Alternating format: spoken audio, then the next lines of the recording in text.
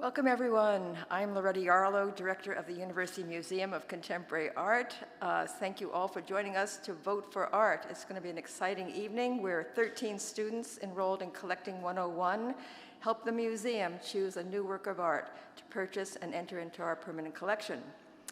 Tonight, we'll work with teams to make their presentations. There'll be 4 teams of students, and you here, both in our audience and live stream, will vote.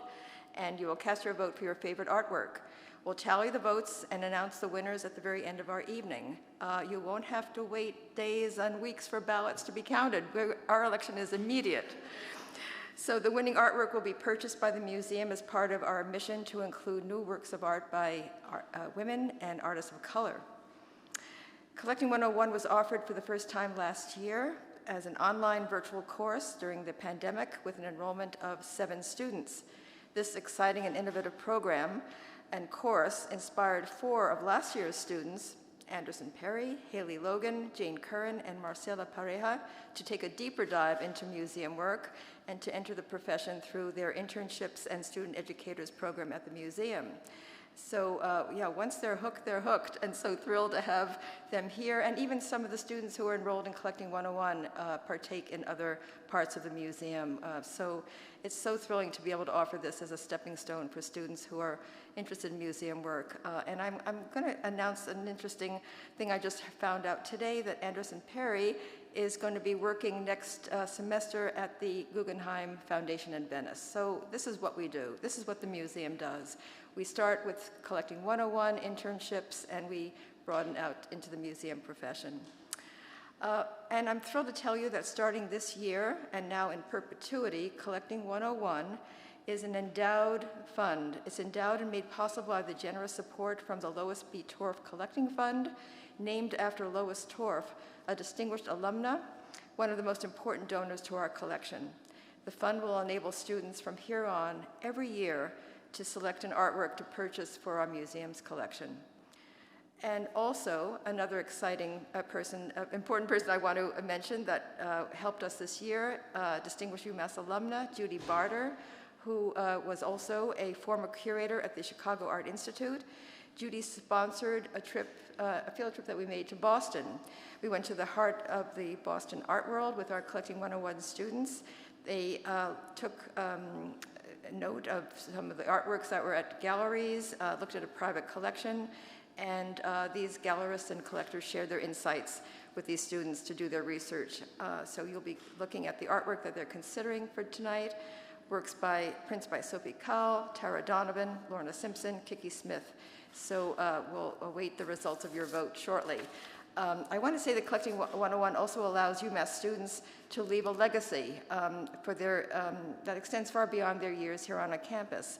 Their names will appear at all times on all printed materials and on our collection database alongside the art that they purchase for our collection. And we'll continue to invite donors to be part of this fund.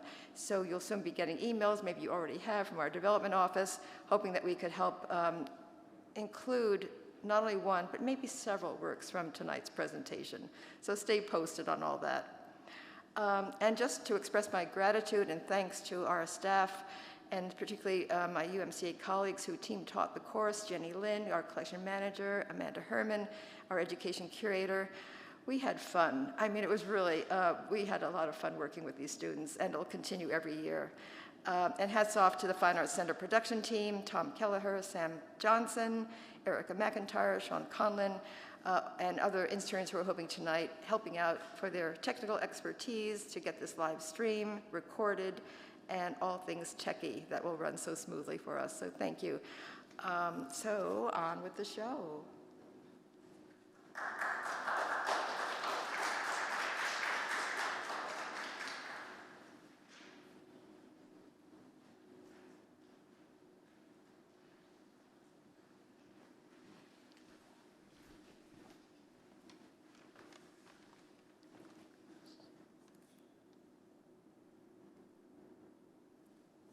Hi, I'm Clara. My major is art history, and I'm a senior. I'm Ari. I'm also an art history major, and I'm a sophomore. My name is Shay, and I'm a finance major and a Spanish minor. So today we're going to be talking about Tara Donovan. And who is Tara Donovan? So this is a lovely person, and this is an example of one of her works.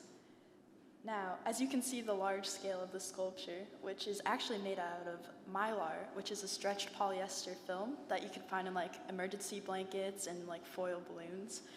And it's just amazing how she can create such a wonderful thing from just a simple material like that. So let's get into the facts about her. Like, who is she? She was born in 1969 in New York and is a sculpture and installation artist, and she went through art school, and now she meticulously assembles things such as like paper cups, straws, pencils, you name it, into these beautiful pieces, such as this slope-looking thing. All of her works are called Untitled, so sorry for my weird descriptions of them, but they're slopes, and they're actually made out of index cards, which is amazing. Or like this sculpture down here, which is made out of these engineering like plastic sticks, and it's just so cool. So yeah, and this is another great piece that she's made, which is all made out of foam cups. And this is really cool too. So she uses these cubes, these hollow cubes, and she just sprinkles either toothpicks or pins, and it's self-holding. No glue, no nothing, and it just sticks to each other, and it's just beautiful. And so now we're going to talk a little bit about her non-sculptural works. So we're going to show you monoprints, relief prints, and drawings by her. So this is a monoprint of Slinkies, and how she made this was she took rolls of Slinkies and she flattened them into what she calls a drawing that you see here on this slide. And the monoprint is just taking the Slinky one step further, the drawing of the Slinkies one step further. And so what she did was she rolled out the Slinkies on a steel plate, covered them in ink, and then she printed them. And what you're seeing is the reverse or the negative image of the printed Slinkies. And this is a relief print of rubber bands that you're seeing. And so how she made this is she took a bunch of rubber bands and she glued them into a wooden box, and she sprayed them with hairspray to stiffen them, and then she poured ink onto the rubber bands, placed a piece of paper on top in order to get the relief print of the rubber bands. And so what you're seeing is some irregularities in this work with different concentrations of ink, and that can also be due to the different sizes of the rubber bands that she used. And so the irregularity of this work brings into the work that we are going to propose for the museum to buy, which is a drawing by Tara, and this is it. And so this work is ink on paper with a deckled edge. This is untitled, and she says that she does not title her works because she wants the viewer to create their own interpretation of the artwork. And so its size is 27.5 inches by 22.5 inches. And how she made this was she took plate glass, another like household item, and she rolled a bread roller in ink, and then she rolled the ink onto the plate glass evenly so that there was no texture, and then she broke the plate glass with a hammer. And so that's what you see in the artwork with the circles and the lines jetting out from the circles. Those are the blows from the hammer that she used. And so when she was all done breaking the glass, she took a piece of paper and she put the paper onto the glass and the ink. And when she took the paper off, all the glass went away. And so what she had was the recording of what had happened to the ink on the plate glass on paper. And so we're not just seeing the materials that she used, but we're also seeing something new. And so she broke something to make something new. It's motion that's still, it's beautiful and horrific, it's violent, but also calm. And so these juxtapositions and these dualities in this piece of artwork is what makes it so unique and able to connect it and relate to individuals. And so why she creates this art? So she says that on making her work, that so much of the art making process is about paying attention. It's about looking and noticing things. And then why she makes her art in this way, she says that she's fascinated with creating chaos out of something and then reconstructing it and giving it a new order. And I think that's really specific to the artwork that we chose for the museum to buy. She manipulated a piece of glass and turned it into something completely new, into a whole new medium that's unique and different. So, we chose this work because, first off, it stood out against her other works, and we all agreed that it was the most representative of her work because most of her work is sculptural, and we found that this one represented her sculptures well while fitting into the museum's goal of buying works on paper. This work is relevant to UMass because it's untitled, no background information is necessary, it's purely visual, so the viewer doesn't need any they don't need any background. It's entirely accessible to any person that comes into the museum, regardless of where they come from, who they are, what they know about art. We also thought it was relevant to UMass because of the process Tara used. So she took something and broke it to create something new, and we thought that was representative of UMass students who are sort of breaking off from an environment in high school, breaking off certain relationships, and then coming to UMass to create new ones. This piece also fits into UMass and the UMCA's collection because of its medium. The UMass collection began in 1962 as a teaching collection, and it focused specifically on works on paper, just prints, photographs, and drawings. And while Donovan's work is largely sculptural, this work is on paper, but again, we felt it represented her as an artist as well as her sculptures, while also fitting in within the boundaries of the museum's goals, which are, again, paper and ink and other photos, prints, drawings. Smith College also owns two works by Donovan. One is a paper installation and the other one is an ink on foam core drawing. But we felt this work stood out from those, both in medium and we also felt that the museum needed this work because Donovan is a renowned artist and it would bring in a lot of new visitors and it would bring in a lot of new faces into the museum, and it would just help the museum as a whole throughout the campus. Yeah. So we decided to do something a little fun, like if academic department came to the museum, what would they see and which department would come? So I instantly thought of psychology. It's cliche, okay, the breaking of the mind, but that's the first thing I thought of, and you know, it works, so.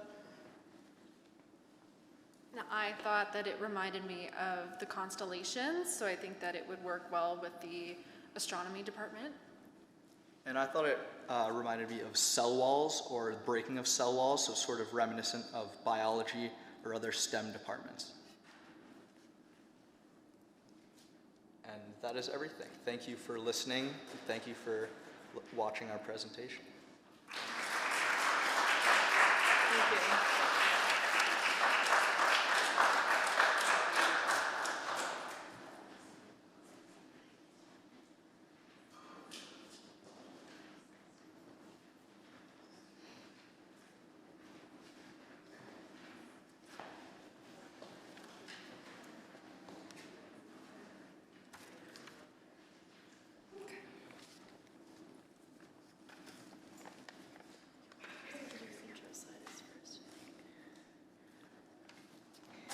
Hello, we are choosing to present on Sophie Call, the address book.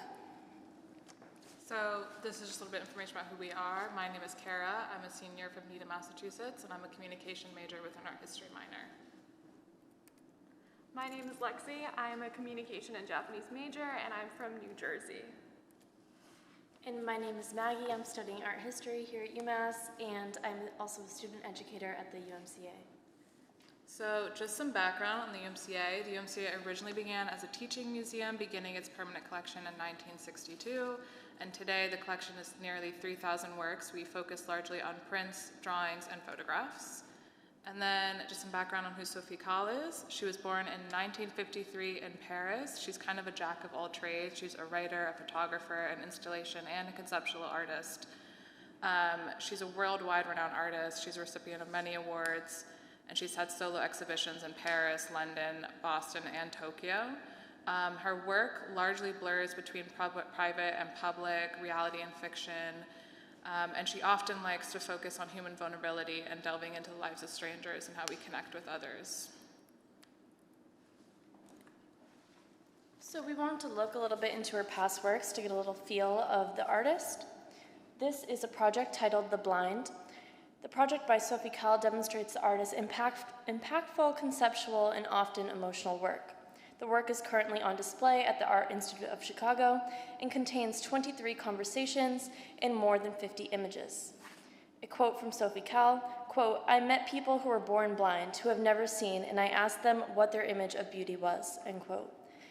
In this project, we see an image of a person alongside a text panel stating their answers of what their personal belief of beauty is. Alongside the images of these things, people, and places, these individuals hold as their idea of beauty. The project demonstrates the emotional and contemplative impacts of Calle's work. Additionally, it showcases what she has become so popular for, which is the juxtaposition of image and text.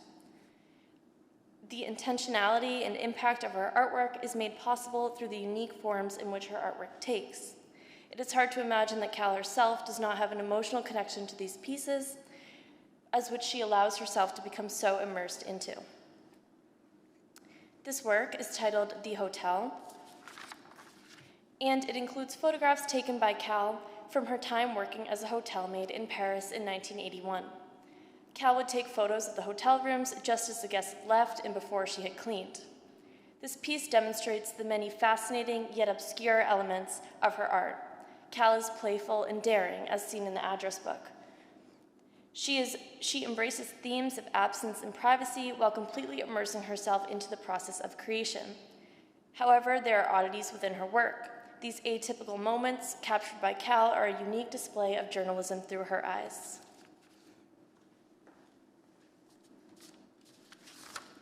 So this is the address book to the left. Just some background on it. In June of 1983, Calle found an address book on the streets of Paris, and she looked through it and found out who it belonged to, and she photocopied all of its contents before returning it to the owner, whose name was Pierre D. We don't know his real name. And then she began to contact the people inside to ask her to speak with them about him and get some information on him.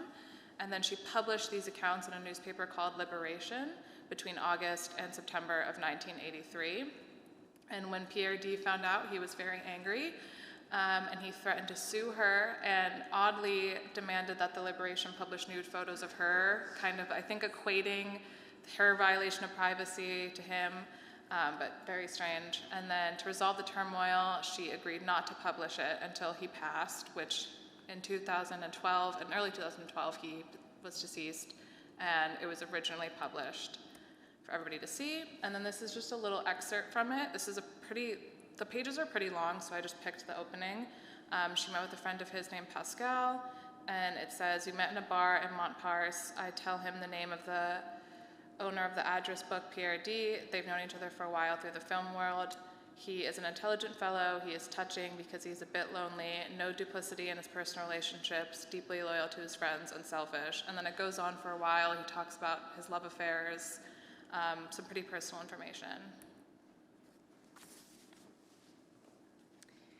This piece has the potential for visitors to want to spend a lot of time viewing.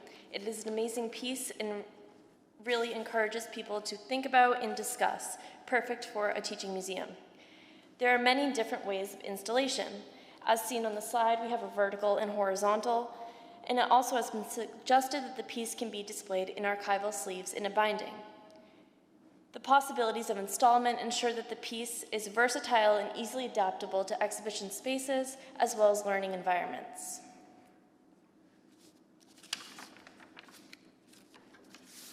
The 28-count print portfolio contains newspaper articles of the by Sophie Calle of the French newspaper Liberation. The articles contain stories of Pierre D. from his acquaintances. The interviews compose a vivid description of the man. The articles are paired with black and white photography. The interviews are such an interesting read that will encourage viewers to spend time and consider the relationships of this eccentric man, as well as understand the immersive artistic process that Sophie Calle is so famous for. Alongside the portfolio of prints, the address book includes an embossed page, a red binding of the address book, and a page of text written by Sophie Calle that describes a general synopsis of the knowledge that she gathered about the man Pierre D.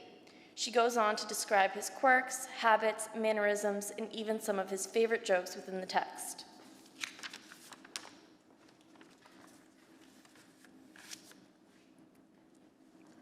Like so many of Calle's works, this piece provides a unique look into the personal life of her subjects. Through image and text, she paints a portrait of Pierre D without ever speaking to him directly.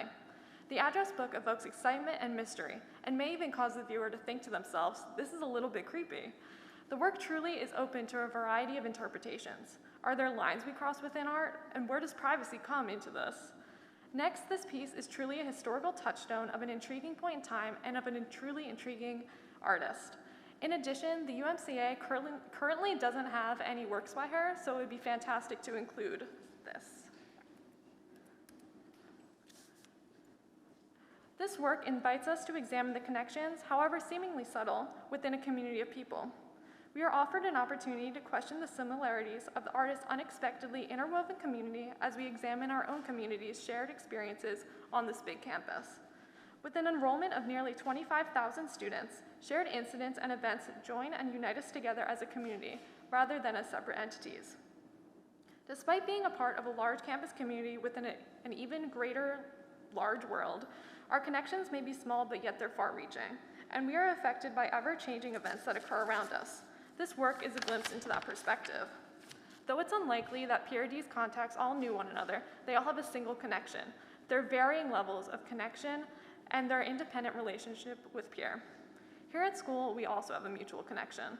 Despite our differences in life experiences, personal and professional aspirations, backgrounds, and our passions, we all exist together at this school. At this precise moment, and also in this room, we may not know one another's stories. Sophie didn't know the stories that would be told to her about this one strange and unknown man, but yet we can recognize that we all have our own stories to be told. Like the address book, our lives are immortalized on paper at this school. Truly, we may be nothing more than just names from an outsider perspective, but yet we all have our own truths. We all have our own knowledge and relationship with others, and we all have our own reasons for being here.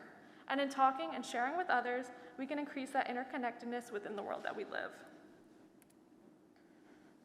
Students from a variety of departments can enjoy this work. Aside from the obvious art history and studio art, psychology students may enjoy looking at this work from a different perspective and wondering what exactly was going through her mind when she decided to do this. Next, journalism students will view this work as a journal that details the life of a subject, including the date, time, name, and sometimes the location. We can also connect that to history. History students can view this work as a point in time, painting a portrait of a figure. Finally, communication and anthro students will view this work and consider the relationship that we have together between humans. I was drawn to this piece because I really liked a lot of Calle's pieces in general, and then I found it really interesting how she got to know him really vividly and completely without ever really meeting him. And then I found the controversy, I'd be really angry, to be another complexing part of this work. I found this piece to be intriguing because it was just something I've never seen before. I've never heard of something like this, and I was also interested by the controversy around it and the psychology of what was really going on here. I found so many parts of this piece so interesting. I also really think that it demonstrates the way that she has pushed the boundaries of both privacy and makes us think about the limitations of art. That's all.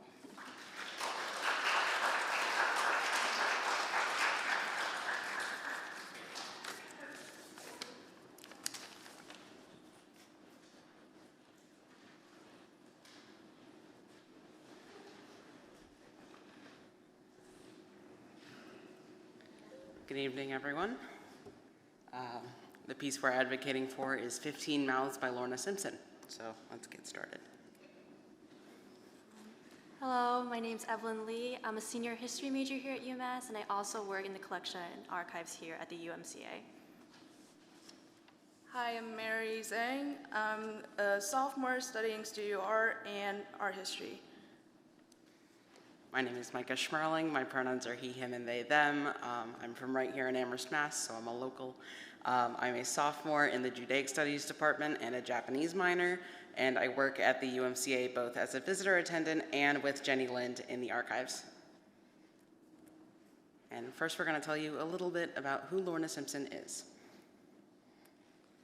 So Lorna Simpson was born in Brooklyn, New York, 1960. She received her bachelor's in fine arts and photography at the School of Visual Arts in New York City, and then she proceeded to get her master's at the University of California, San Diego. She's a multimedia artist known for her work in collage photography and film, but she has recently branched out into painting and sculpture as well.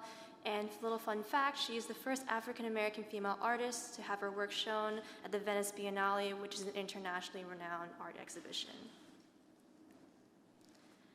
So much of her work confronts and challenges conventional views of gender identity, culture, race, history, and memory, and she tends to incorporate text and literature into her artwork.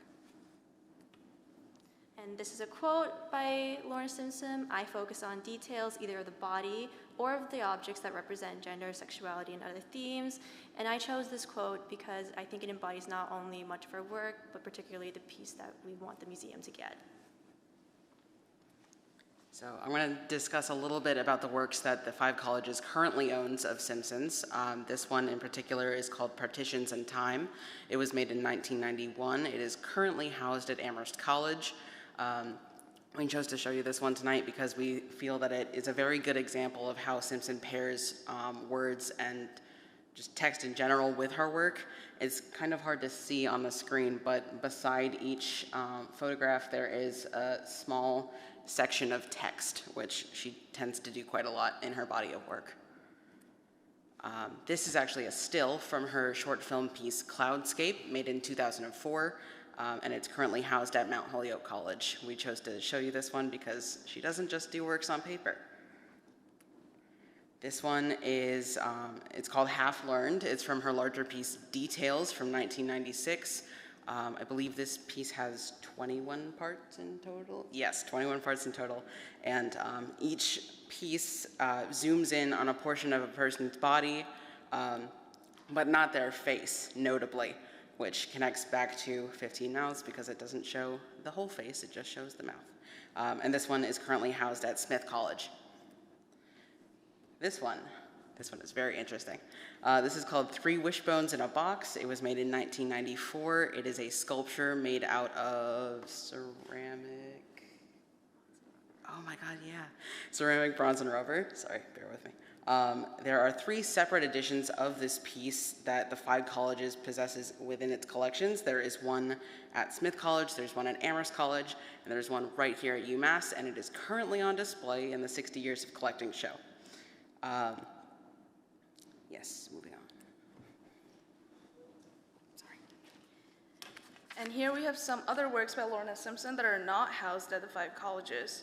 So this one on the left is called Unanswerable 2018, and it's a work of photography and photograph and collage on paper. And on the right, we have Woman on Snowball, also 2018, on a similar subject, but it's a work of sculpture. And another one, we have Gestures and Reenactments, 1985. It is another series of black and white photographs combining 7 engraved text plaques. And we believe this piece could be a really good example of how Simpson's works can be exhibited in galleries.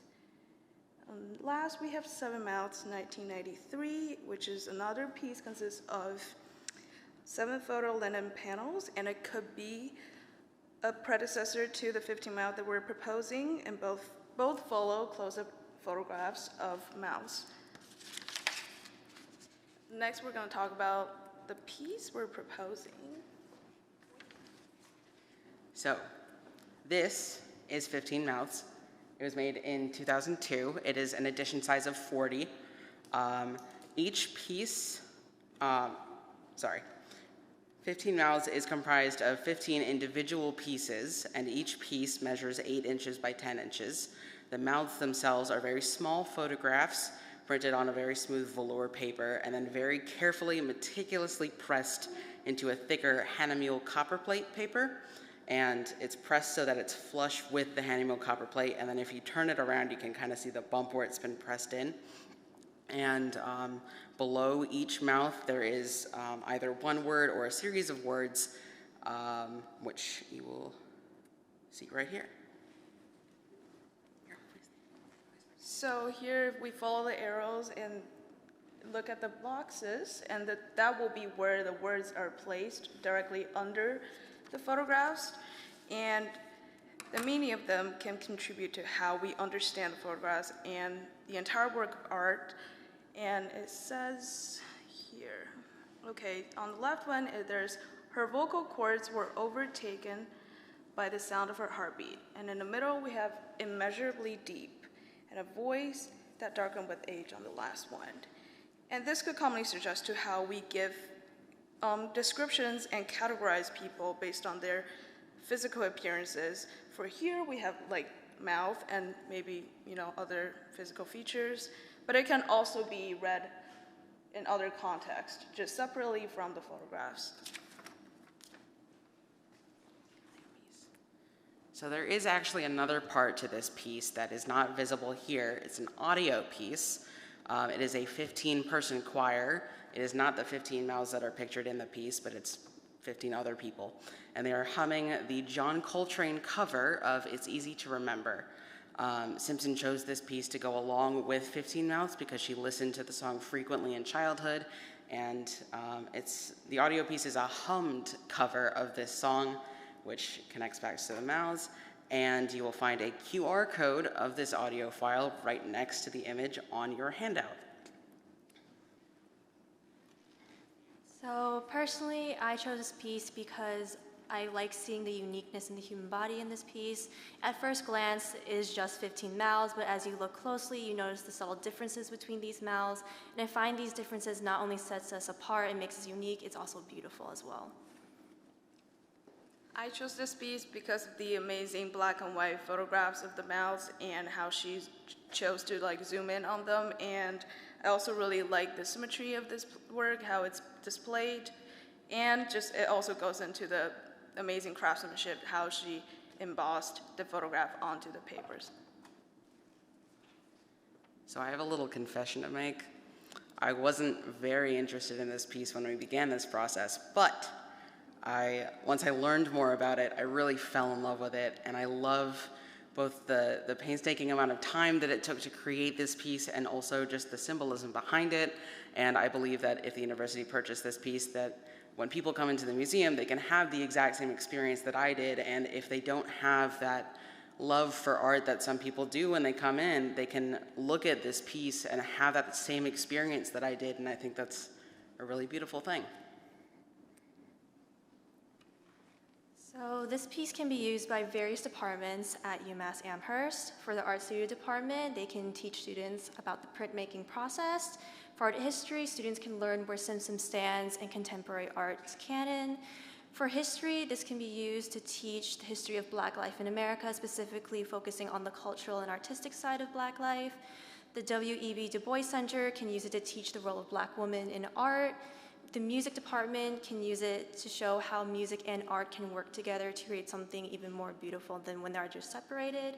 And finally, the psychology department can use this to study why we have a tendency to prescribe certain traits to people based on their physical appearance and how this can lead to prejudices. And not only can this connect to the UMass community, but to the wider community in general. A large part of the community has experienced being stereotyped, and that can lead into bigger issues such as discriminatory hiring practices.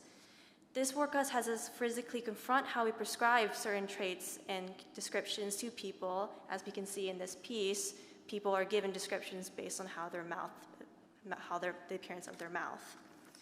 It asks us why we categorize people and how we should not restrict ourselves to certain labels and boxes. So the last thing before we let you go, we have here the proposal for how we believe the piece should be displayed if it were to be bought and displayed at a UMCA show. So the image here is the farthest room in the East Gallery of the UMCA. So if you walk into the gallery, take a left and then another left, it's the last room there. And it's kind of self-contained. And there are 3 walls that we believe would suit the artwork well.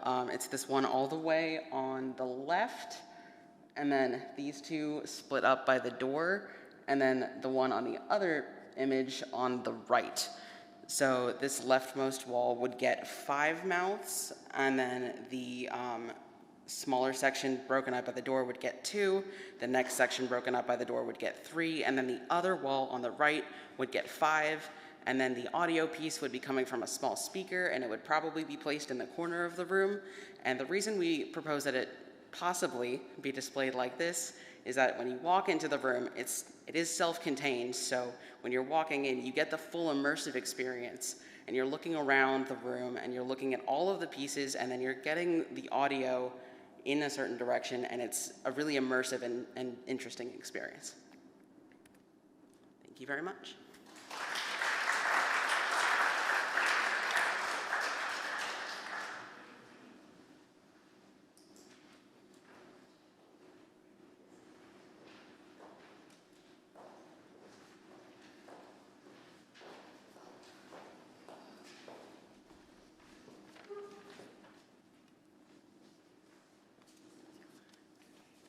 Hello everyone, I'm Chelsea. I am a art history major and a journalism major, and I'm also a museum education intern at the UMCA.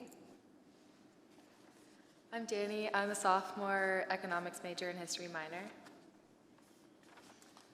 Hi, my name's Aeneas. I'm a sophomore and I'm a psychology major.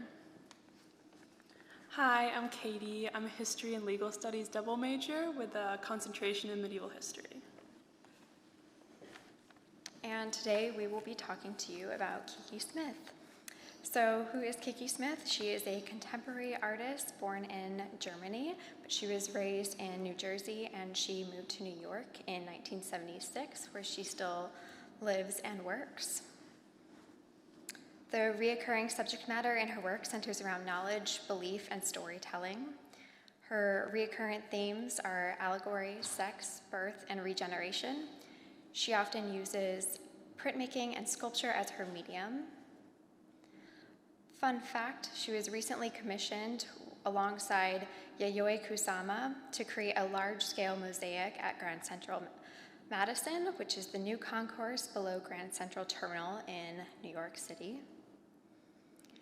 So Kiki Smith's artwork addresses the social and political issues through representations of the human experience, the female body, bodily fluids, and nature. Themes ultimately include elements of the human experience, such as birth, mortality, and decay, while simultaneously reflecting the cyclicity of nature. The female body also plays a role in Smith's work, carrying connections to feminism through reproduction, birth, and bodily autonomy. Much of her work plays into larger political themes, while her subject matter often involves using the body as a receptacle for knowledge, belief, and storytelling. Here we have some examples of Kiki Smith's work.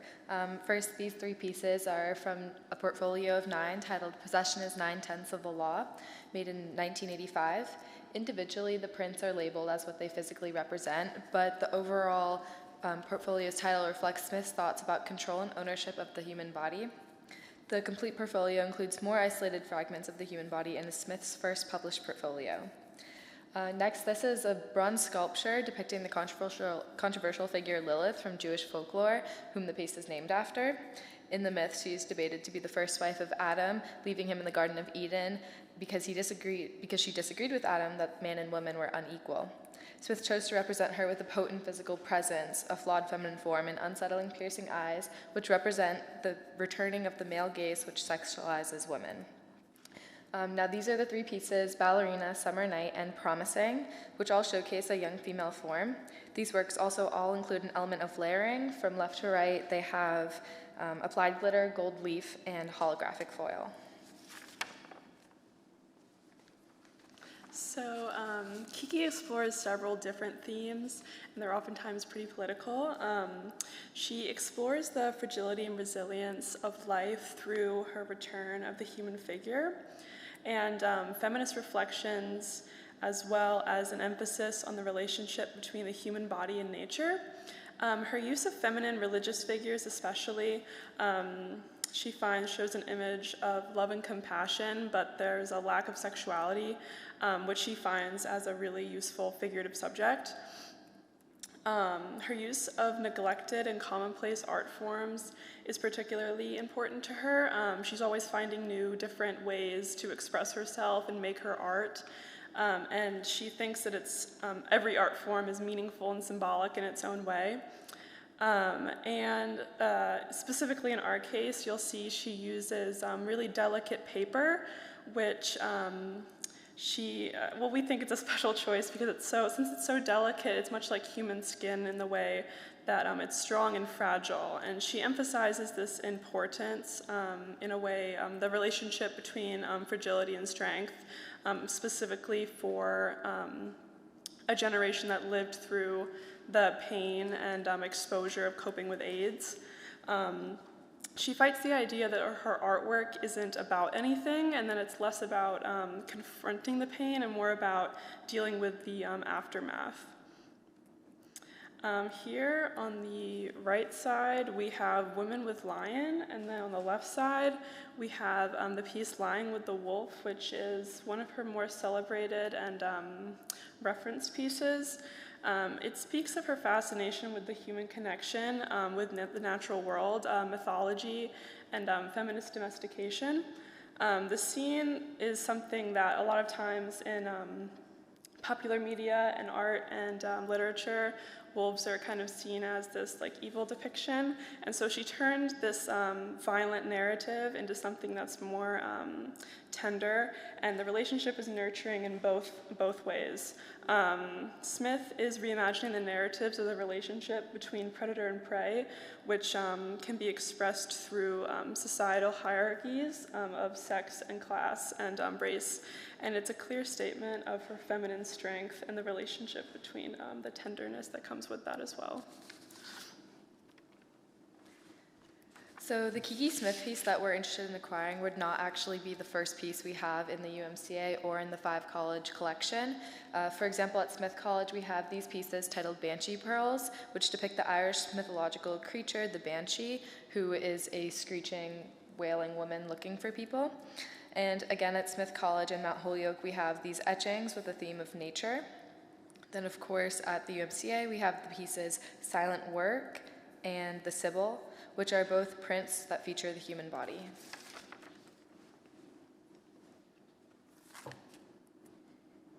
So this is the piece that we're presenting to you all today. This is what we really hope the UMCA will purchase. It's called Tidal, and it's an accordion-style book that actually opens up to almost 11 feet long. And on the top are photos of the full moons, and the bottom are panoramic photos of the ocean that Kiki Smith took herself from Coney Island in New York. And Smith recorded this herself by using Columbia University's telescope, and she also worked at the university's printmaking studio, Leroy Neiman Center. So usually, as we know, there's usually 12 full moons in 1 year, but here we see 13. So actually about every 2.5 years, we get 13 full moons. So that results in 2 full moons in 1 calendar month.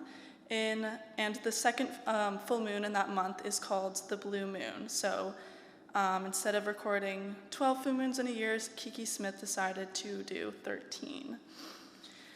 So the paper at the top where the moons are on is called Hanamule paper, and the bottom is Kizokushi paper, and it's super thin. It's actually really similar to tissue paper. So as we've talked about before, Smith's recurring themes can include nature and the human body, which can be interpreted from this piece. This piece connects nature on a grand scale of the cycles of the moon and the vast ocean, but also connects it to the cycles of the female body.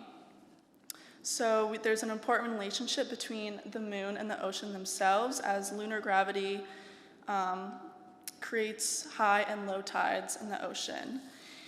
Also, Smith's use of different materials creates large contrast in this piece. The paper, the Hanamule paper at the top, is a lot thicker than the Kishi paper on the bottom. And the delicacy of the paper at the bottom can be shown when you crinkle it like this, which can actually look like ocean waves. And as we see closer up, we can really see how thin the paper is on the bottom, and it's really similar to tissue paper. And then there's also contrast between the dark, quiet, still, full moons at the top and the loud, vast, powerful oceans at the bottom. And this piece really just shows Kiki's love of folding and using different types of paper and showing the delicacy of her materials. And these are two different ways that this piece was shown. Either it can be shown completely flat, or we can actually prop it up, where we can see the moons from kind of different angles and even see the delicacy of the paper at the bottom.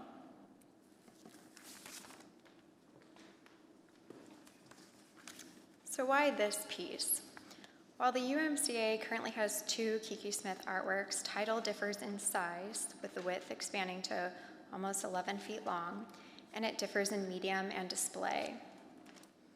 This work, a series of printed photographs, contrasts in texture, specifically seen through the thin, wave-like paper and the thickness of the photo prints.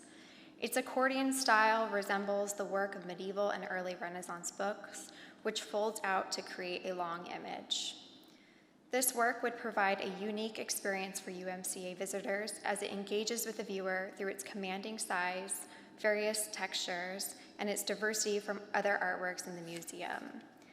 The 10-foot size allows multiple viewers to enjoy this piece at the same time, a contrast with other works where visitors can only interact with the artwork alone. Additionally, the accordion style folds allow viewers to see the artwork from different angles and perspectives.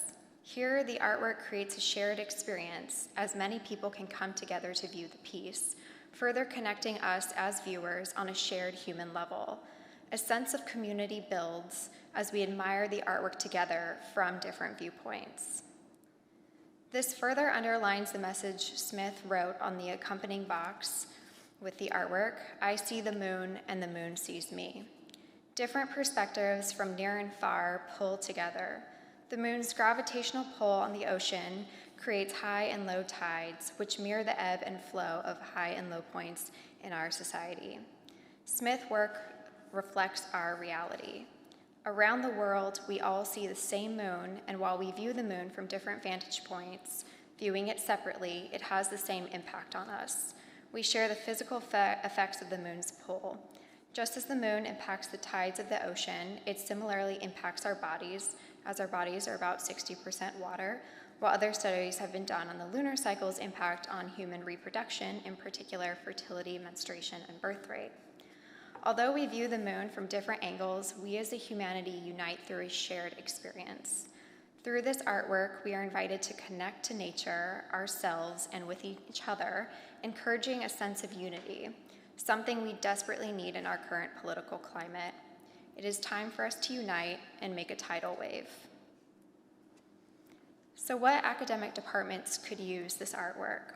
Well, besides the studio art and art history departments, there are many other academic departments that could utilize this piece, such as horticulture majors, who study the science of growing plants in an environmentally sound and sustainable way.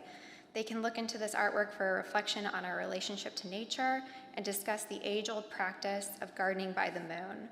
The basic idea of gardening by the moon is that the cycles of the moon affect plant growth, just as the moon's gravitational pull causes tides to rise and fall. It also affects moisture in the soil. Another department that can benefit from having this art in our museum is the English department, because for many years, I mean centuries, people have taken inspiration from the moon for their writings, and people could come in and get their inspiration for their classwork or for poetry or anything they want creatively. The astronomy department would also be able to use this piece as they could discuss the methods that Smith used to capture the photos of the moon through the telescope, discuss the surface of the moon's impact on the Earth, and reflect on the origin of the universe and our relation to it. The biology department could also use this piece as there are many biological inquiries that could be made about thinking of the moon and its impact on our planet and our bodies. And lastly, the music department could also look at this piece, even from Neil Young's Harvest Moon or to Bruno Mars' Talking to the Moon. There are lots of songs written about the images seen in this piece. Music students can come into the museum and study this piece while listening to famous works of music, providing a multi-sensory experience. And dance students can also take inspiration from the movement of the artwork, possibly motivating them to evoke the movement of sea waves through dance.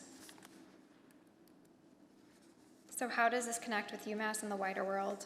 In our current political climate, where bodily autonomy is violently threatened and the climate crisis continues to be addressed with idleness, Smith's work offers a beacon of clarity while serving to encourage viewers to think critically and reflect on these issues. In her work title, the emphasis on nature connects humanity as it unites us through our shared relationship with the outside world.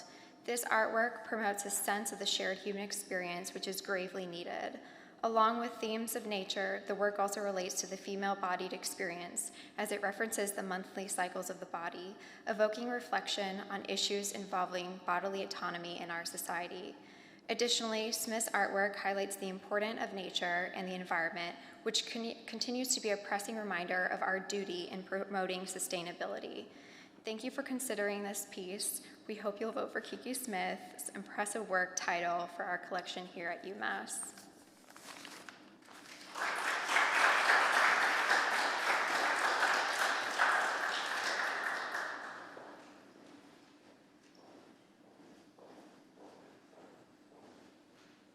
All right, hi, I'm Amanda Herman. I'm the education curator here at the museum.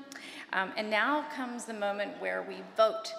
So just to refresh your memory, the four pieces that we're looking at: Tara Donovan, Sophie Cowell, Lorna Simpson, and Kiki Smith. And let's give one big round of applause, another round of applause for our students.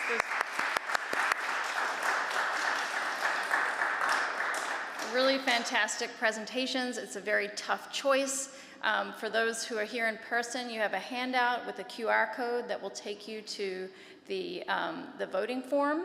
If you're watching from home, you can find the link on the Vote for Art event page. So you can, from the home page where you may be watching this live stream, you can go down to the Vote for Art link, and that will take you to the event page where there's a very clear link to vote. So if you have any problems here or at home, let us know, and we will, we're running close to the end of our event, but we're gonna try and take about 8 minutes now for votes to come in, and then we'll tally them up and announce the winner 10 minutes from now. So good luck. Such compelling arguments, such great presentations, such great art. We're going to continue fundraising, so we do have a winner, but we're going to continue to pass the hat. I can't let these artworks go. The winner is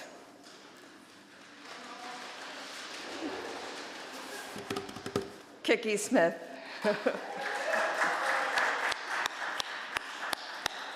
But all of you out there, we are going to continue fundraising. I mean, this collection needs to grow. We need to make sure the extraordinary research that's gone into these works, the presentations are fabulous. So stay tuned. We still got an end of an academic year. We got end of a fiscal year. There are people out there who might hear us, see us. We're going to continue to grow the collection. So anyway, congratulations to all of you. Really thrilling presentations, great work of art for our collection. Thank you. Thank you, everybody.